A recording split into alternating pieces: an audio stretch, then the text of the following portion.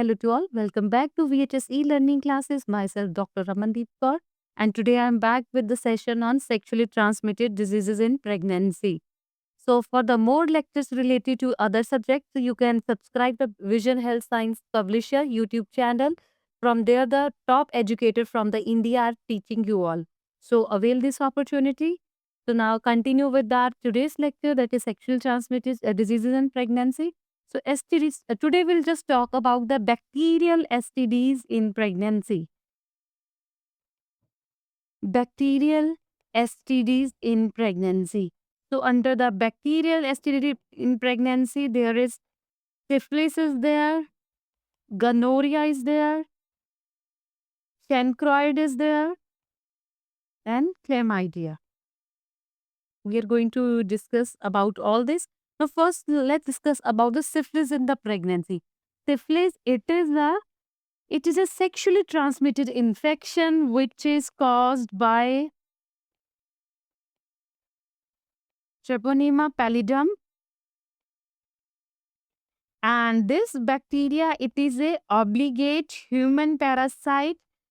Like obligate human parasite means its sexual reproduction will occurs in the human only. It will reproduce in the human being only. So syphilis actually, one can acquire syphilis by the direct contact with the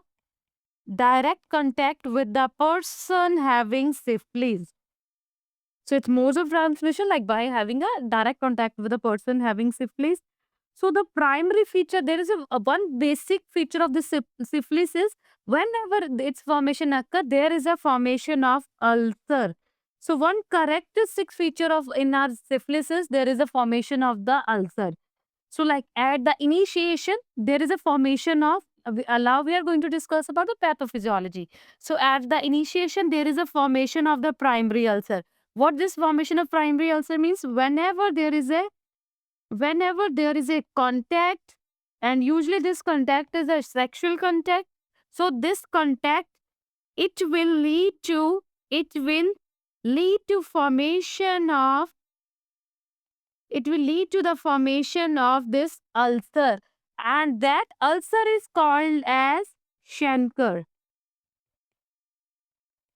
And this basic feature of this chancre is it is a solitary and painful ulcer which is which is red in color, and actually it is very deep ulcer. It is very deep ulcer with the raised edges.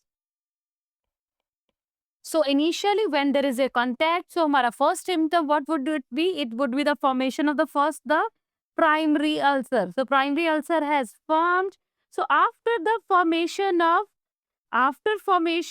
this primary ulcer, it will transfer by a lymphatic channel. Like when the spirochetes of this Treponema pallidum, it is going to transfer by the lymphatic channel. So when it is going to transfer, so it is going to enter into our systemic circulation. So when it is going to enter our systemic circulation, it is going to cause endoarthritis. So after the systemic circulation, when it is going to cause this endoarthritis, it will lead to its second stage, that is a secondary infection. Like it is going to disseminate to other body organs, like to the brain, to the cardiovascular system. So now it will lead to the secondary infection. So initially, like first we have the primary ulcer, then there is a secondary infection, and one very important feature of related to this are syphilis transformation is, or the pathology of the syphilis. So under this pathology of syphilis, one very important point is that it is our body response. It is our body response which is going to cause the problem. Like wherever this spirochetes, this Treponema pallidum is going to enter into the circulation. So it is going to induce an immune response wherever, so very important point, just keep in mind there is a formation of the primary ulcer, then there is a formation of secondary ulcer. So wherever this Treponema pallidum, it is going, spirochetes is going to enter into our circulation. So it is going to initiate an immune response on the body. So that immune response is going to attack on the personal body organs. So which is going to lead to the manifestation of the secondary syphilis, right? So then, like we have primary ulcer, so then we have the secondary ulcer. So if we are not going to treat this ulcer, so it will resolve by itself. It will resolve by itself. But so there is one important point that we should keep in mind, like it is going to resolve by itself, but it is not going to eliminate from our body. So this spirochetes is not going to eliminate our body. It is going to remain lodged in our blood circulation. So which will lead to the latent syphilis. So it is going to be a latent syphilis. So then after a few years, this latent syphilis is going to transfer into the tertiary syphilis. Right? So this was the pathology of the syphilis. Now let's talk about the stages of the syphilis.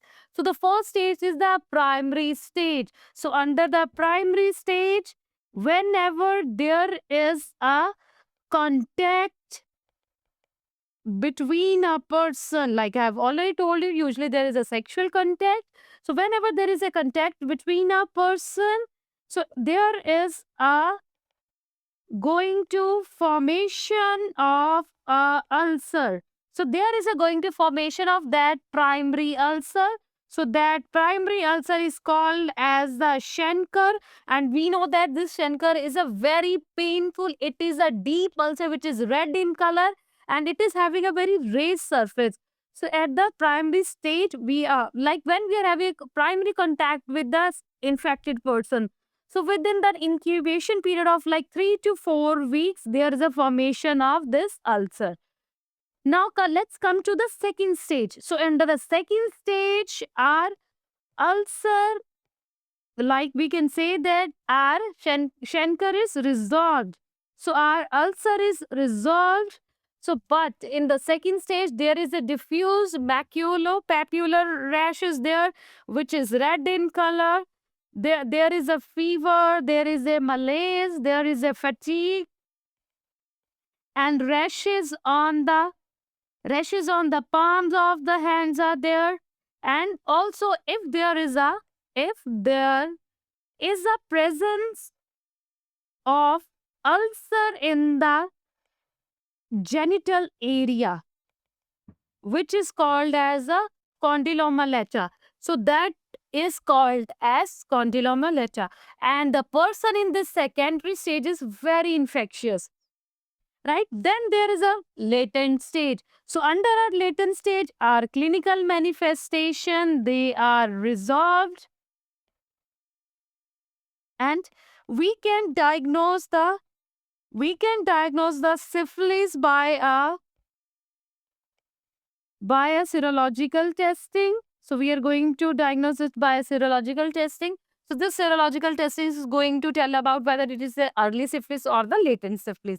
And then there is a tertiary stage. So after a few years, after a 3, 4, 5 years, there comes a tertiary stage. So tertiary stage where there is a manifestation related to our cerebral system or our cardiovascular system are there. Right? And then let's talk about the congenital syphilis. Like mother is having a syphilis. So it is going to transfer to the fetus. She's having a syphilis. That syphilis is going to transfer to the fetus. So if the fetus is having a syphilis, so risk to the fetus involve the preterm labor. It involves the stillbirth is there. And there is a hydrosopic, actually there is an enlargement of the placenta is there when there is a congenital syphilis. Now let's talk about the diagnosis. How we can diagnose this syphilis?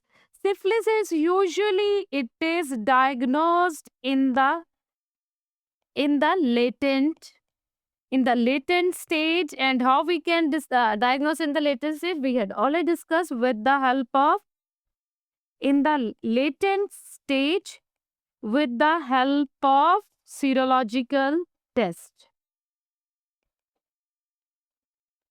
So VDR can be there, and maybe there is a rapid plasma reagent or the venereal disease research laboratory. So these two tests can be done, but these are not very specific tests. So these tests are not that much specific. Like these tests, like in what we use to diagnose in tests is we usually diagnose the antibody against the cardiolipidin antigen. So these actually these antibodies are also raised in some another infectious condition also. So we cannot surely say that कि हाँ जी ये syphilis के कारण ही antibodies increase हुए.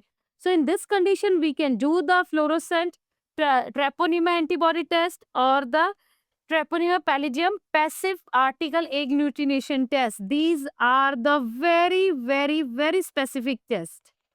And yes, to test the effectiveness of treatment. For the effectiveness of treatment, we'll do this VDRL and RPR, because when the treatment is effective, this antibody level is going to decrease. So we can say that our treatment is effective. Now, the treatment in this case is in the early stage, there is a 2.5 million international unit of the benzylene. Penicillin is sufficient. In the later stage, multiple doses of this benzyl penicillin is indicated. And if women is sensitive to, if she is sensitive to penicillin, so what there are alternative is there, like we can give the erythromycin, and there can be some another treatment option is there, like azithromycin can be given 2 gram orally. So it can be an alternative treatment if the female is sensitive to penicillin. So with the first syphilis in pregnancies finishes, let's talk about the gonorrhea. It is an infection which is caused by the Neisseria gonorrhea, right? So in this condition, what happens in this condition is there is actually sign and symptoms are very mild. Sign and symptoms are present in this case. There is a vaginal discharge could be there. There can be a pain is there, and frequency of urination. These all are present.